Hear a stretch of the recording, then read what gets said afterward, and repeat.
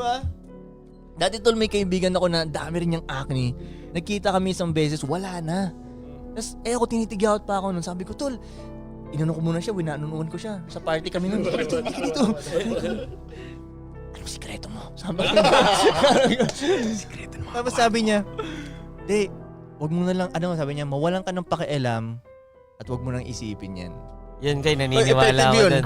Tapos tinry ko, doon na nang wala. Yun talaga. ako dun. Sa lahat ng nag-tip sa akin, sobrang dami mga sabon, iba-iba. Oo. Doon wala, hindi umepekto. Pero yung sinabi sa akin yun, May teorya ako, tol. Pero sobrang natatandaan ko siya. Marvin nga pangalan niya. Natatandaan. Siya yung pinaka nagbigay ng life-saving na advice sa akin. Mawalan ka lang ng pakialam. Sabi niya. Tapos yung wag sabon daw, wag na ako mamili. Ganun. Okay, totoo Okay. yun. Diba? Nung sinabi mo nga yun, doon ako naniniwala eh. Tol, Diba? tingin ko kaya siya effective kasi hindi mo na siya hahawakan. Wala ka ng paki. Yeah. Kasi pag ginaganon-ganon mo pa. Di ba ang tagal mo sa salamin, izo-zoom in mo talaga yung whiteheads mo doon. Di ba? Move on ka doon sa kabila. I-endumi na ng daliri mo. Dito naman sa kabila. O doon ka naman mamaya sa kabila. O bukas putan, dami na ulit. Meron pang mga putok ng tigyawat na pero may lakad ka mamayang hapon. Ay shit, puputukin ko na. Nung pinutok ko na, nung kitang-kita ka na doon, pula-pula na. Yung nagbabayulet na, no? Ay, fuck, sumobra ako ng drain ng Hindi ko dugo. pinutok Alam mo to. yun?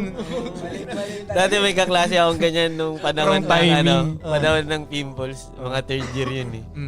So, may isa kaming kaklase, makinis siya.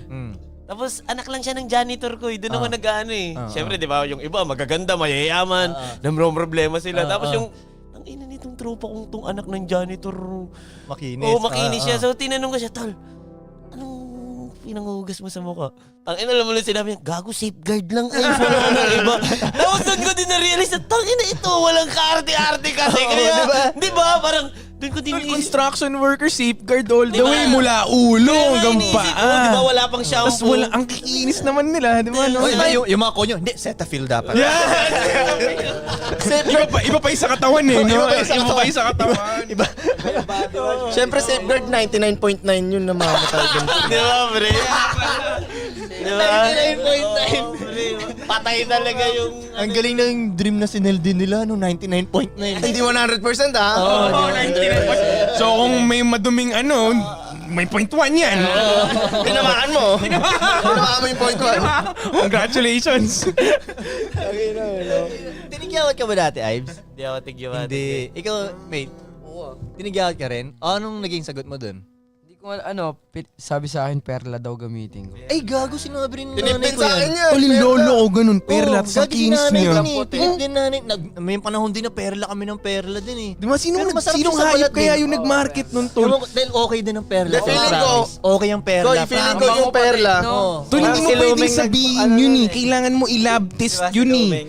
Kasi balat yan eh, isipin mo yung perla padala mo sa Amerika, i-lab test kaya nila. Makita nila kaya kung gaano ka dumi yun, gaano ka dangerous yung ingredients yung, nun. Ewan natin. Yung perla kasi matapang siya mate. Yun nga eh. Mas matapang pa siya sa hindi, Oji ganito ko, ah. Oji. Kasi parang pwedeng nangyayari, yung bagong hugas ka, parang ang linis-linis mo, so feeling mo effective siya. effective. Tapos long term, May bitaw.